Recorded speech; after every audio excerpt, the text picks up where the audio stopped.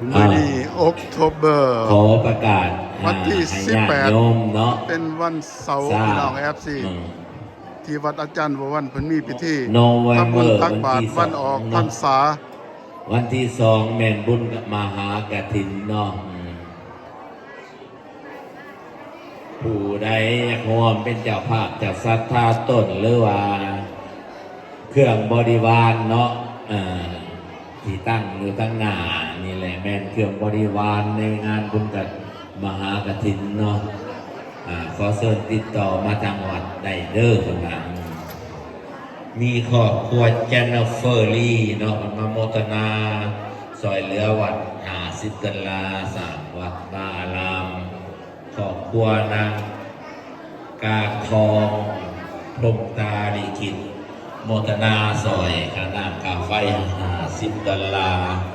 และครอบครัวออกเหมือนทำมากบริหาร10 ดอลลาร์เนาะ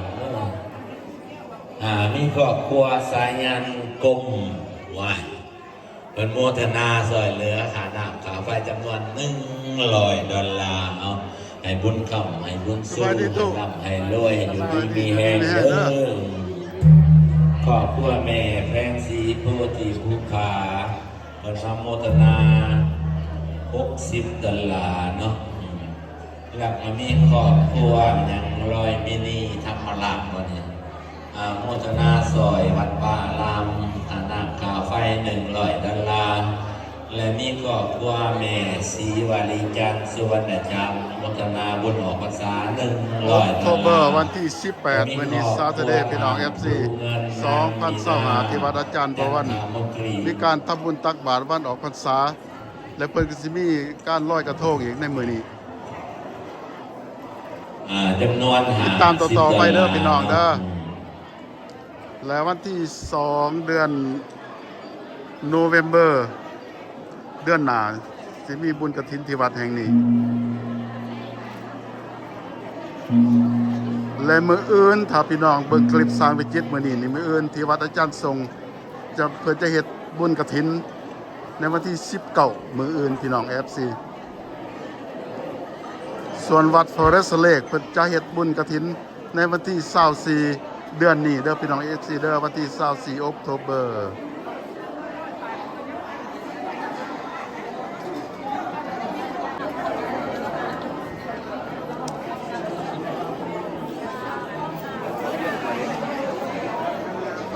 นี่ปฏิทิน2026ถ้าผู้ใดจะมาบูชาเพิ่นว่า10 ดอลลาร์พี่น้อง FC บูชาปฏิทิน2026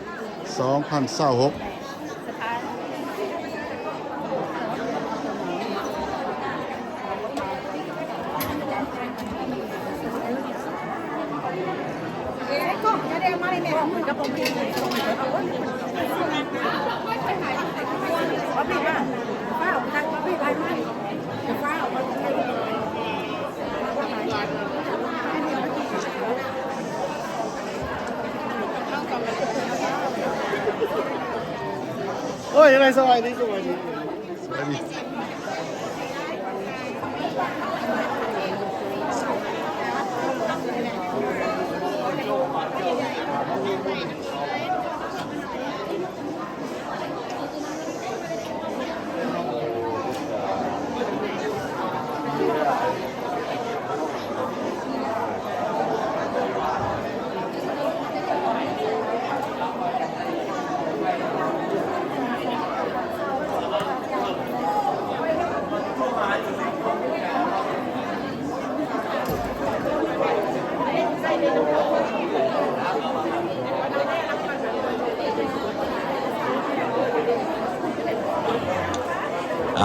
ขอประกาศเนาะญาติโยมผู้ใจบุญทั้งหลายเนาะเมื่อนี้การลอยกระทงเวียนเทียนที่2จังหวะสัมมาสัมพุทธัสสะนะโมตัสสะภะคะวะโตอะระหะโตสัมมาสัมพุทธัสสะนะโมตัสสะภะคะวะโตอะระหะโตสัมมาสัมพุทธัสสะนะโมตัสสะภะคะวะโตอะระหะโตสัมมาสัมพุทธัสสะ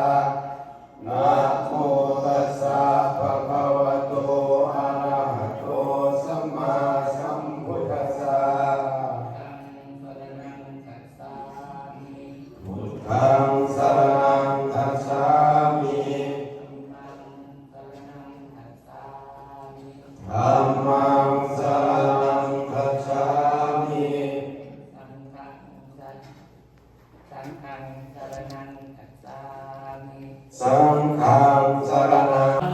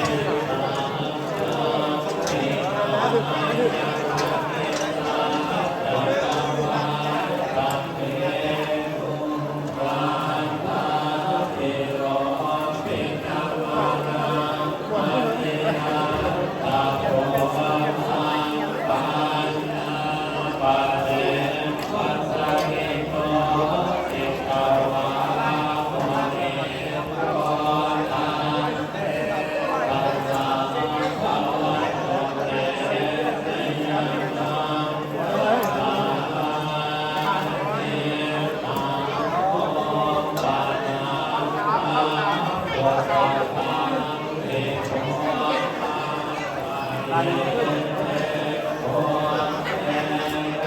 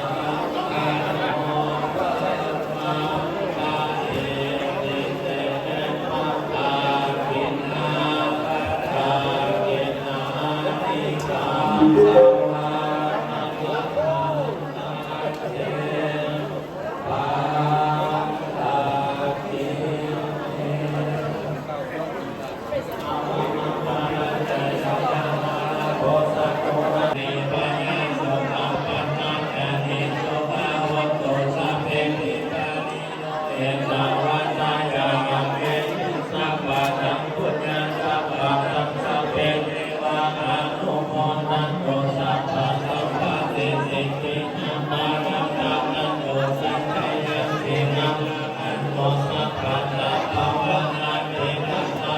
โตปัสสันโตเทวตานานาสัพเพปุตตะภะระปะเทนานันจานะภะระนานาอัตตานันจาเยเสนานาอังคันตานิสัพพะโสสังกัปปะภะปุตตะระนานาโมทัสสะโลกัสสะภะคะนิตังเทวะนามุตานังโมกะเตเสนะโสตินะโตปะนาวัสสะเพปุตตะโมปัสสะเมโตเยสัพพะสะวะธัมมารัตนังรัตตะโตตัมมังนาลังปัลลังโตปะนาวัสสะเพโลกะโมปัสสะเมโตเย สัพพะธัมมานุภาเวนะสัพพะสังฆานุภาเวนะพุทธารัตานังธัมมารัตานังสังฆารัตานังติณารัตานังภะเวนะจันตุลาเสเตสะอาสะธัมมาคัลลานุภาเวนะปิตากัตตายานุภาเสนาสาวกานุภาเวนะสัพเพเตโลกัสสัพเพเตปานาสัพเพเตอัตตาลายาสัพเพเตอุปัฏฐวัน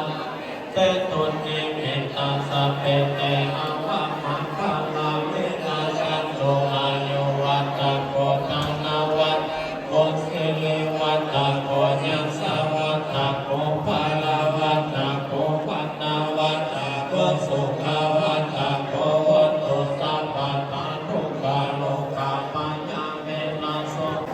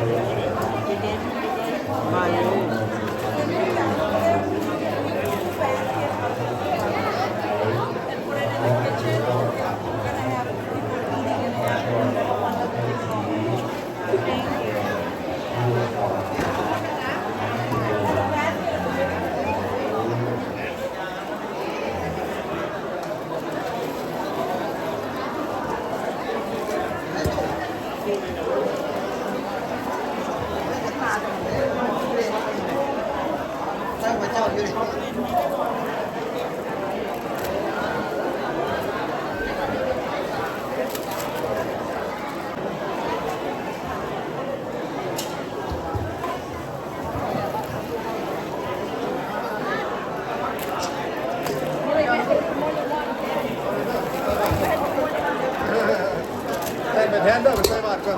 ใส่บาตรก่อนเด้อวันนี้ที่ไข่เด้อวันนี้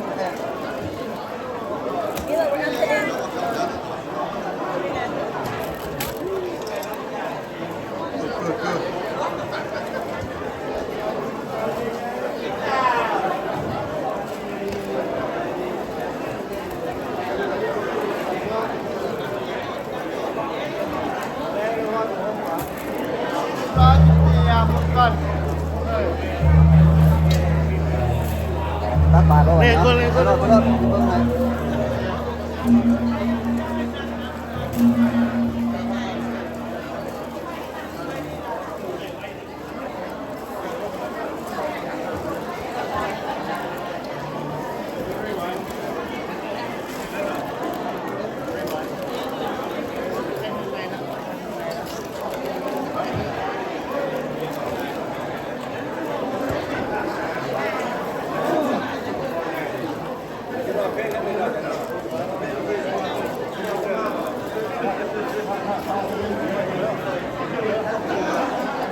ก็ใส่ผู้แก้ววันนี้ล่ำคาคอยจะเข็นเวทีต้องอย่ามองเศร้าอยู่สบายเด้อสุผู้สุคนเด้อขอให้ได้บุญหลายๆเด้อได้คำวันคำวาน้ำกันเด้ออยู่ดีมีแห้งมันสุผู้สุคน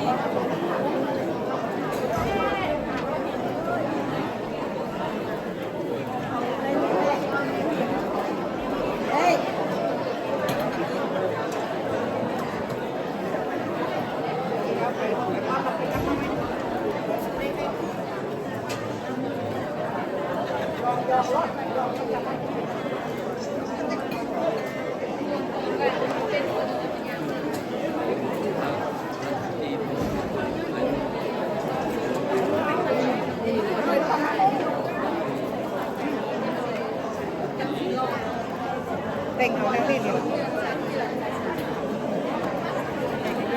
แต่ก็อยากที่เบาอันละหน่อยใส่เสียวทำแผ่นเขาแผ่นอะไรเดียวทำเดี๋ยววัดในวัดเนี่ยเรียนเป็นไม้ที่เราสอนสตาร์ทเลย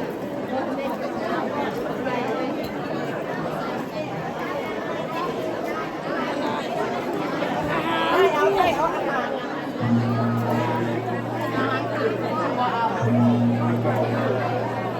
คุณเด้อคุณเด้อคุณเด้อ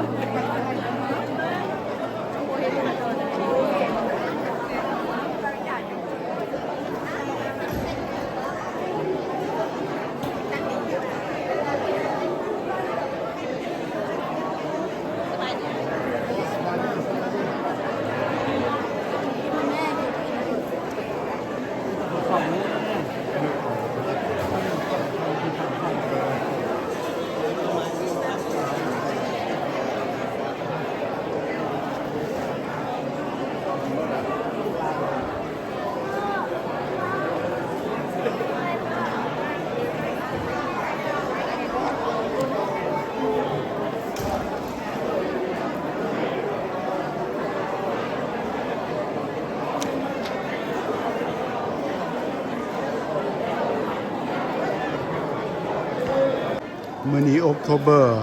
วันที่18พี่น้อง FC ที่วัดอาจารย์บัววันเมืองอิสบิโทรัฐมินนิโซตาเพิ่นได้มีพิธีทำบุญตักบาตรวันออกพรรษาหลังจากที่ออกต้นหญ้าย่อมเฮารับประทานอาหารแล้วเพิ่นสิมีการหยาดน้ำหลังจากนั้นก็จะมีการไปลอยกระทงซึ่งลอยกระทงเพิ่นได้เฮ็ดหาดอยู่นอกเพิ่นได้จัดเป็น2สุดไผบ่มีเวลามาตอนแรกก็อยากลอยกระทงในหลังจากกินรับประทานอาหารแล้วก็ออกไปลอยกระทงเลยได้เนาะขณะนี้ออกต้นหญ้าย่อมกำลังรับประทานอาหารพี่น้อง FC แต่ว่ามื้อแรกนี่เริ่มหลังจาก4 โมง 30 นาทีเพิ่นก็สิมีไหว้พระมีหยังหลังจากหันแล้วก็สิลอยกระทงเป็นโยชน์ที่2สำหรับกลางคืนว่าแต่5 โมงแล้วเพิ่นก็เริ่ม5 โมงแล้วเพิ่นก็สิเริ่มโลดมีการไหลมีการลอยกระทงเนาะพี่น้องเฮาพอได้มีเวลานี่มาตอนแรกนี่ก็สิงามได้พี่น้องได้ว่าตอนแรกนี่มันสิมีแสงไฟแต่ตอนกลางเว้นนี่อาจจะบ่งามเท่าตอนแรกตามเพิ่นว่าแต่ว่าเพิ่นจัดให้มีการลอยกระทงนี่เป็น2ระยะผู้ใดเพราะว่าผู้ใดบ่มีเวลามาตอนแรกก็เป็นลอยกระทงได้อยู่ในตอนเดี๋ยวนี้โลดในกลางเว้นนี่โลดหลังจากรับประทานอาหาร แล้วก็ผู้ใดที่ทำได้ดอกไม้ทูบเทียนหรือว่ากระทงกับบูชาอาสาสมัครทุกคนอยู่ข้างหน้าเด้อหลังจากเอาคนใจเข้ามาประทานอาหารแล้วการสิเดถวายดอกไม้ทูบเทียนหลังจากนั้นการสิเดพาไปแห่หม้อก็แจกเท่าทั้ง3 หม้อสำหรับผู้บริเวณล่างแรกเนาะเพราะว่าทั้งคนกับบ้านอยู่ใกล้บริกรรมมากการแสดงเป็น2 รอบในการเวียนเทียนและก็ลอยกระทงถ้าผู้ใดมีเวลากับเมื่อแรกประมาณ5 โมงเพื่อสิเริ่มพิธีด้วยว่า5 โมงเพิ่มเนาะในซีก็เปิดจักหน่อยคนวันดอกไฟอยู่ข้างนอกกินบุ้งคนวันเพิ่นใส่เสื้อไฟอยู่ข้างนอกเนาะถ้าผู้ใดบ่มีเวลาแต่จักหน่อยไปบูชาเอาเด้อหลังจากเข้าไปทำประทานอาหารแล้วเขาก็สิเตรียมการเตรียมถูกเตรียมเทียนหอเบียนหอบเพื่อแจกเข้าเพื่อบูชาพระรัตนตรัยเข้า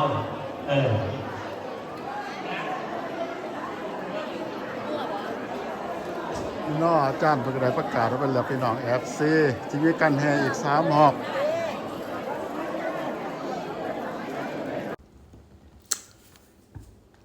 มื้อนี้แม่นออกโทเบอร์วันที่18 2025พี่น้อง FC ที่วัดอาจารย์บัววันแห่งนี้เพิ่นได้มีพิธีทำบุญตักบาตรในวันออกพรรษา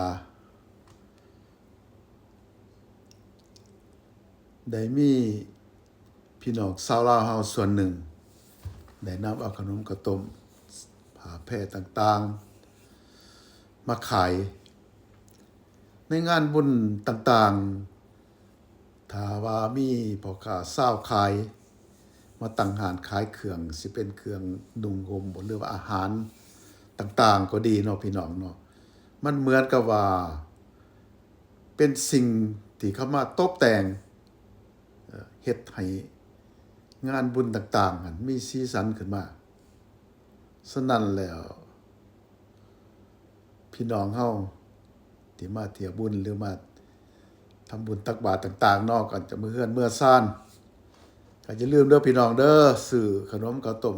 ติดไม้ติดมือเมื่อไว้กินในมื้อหน้าเพื่อให้เป็นกำลังใจแก่ผู้ค้าเช้าขายที่เพิ่นมาขายคันมีคนมาขายเครื่องขายของในงานบุญต่างๆมันก็คือว่าคึกคืนขึ้นได้พี่น้อง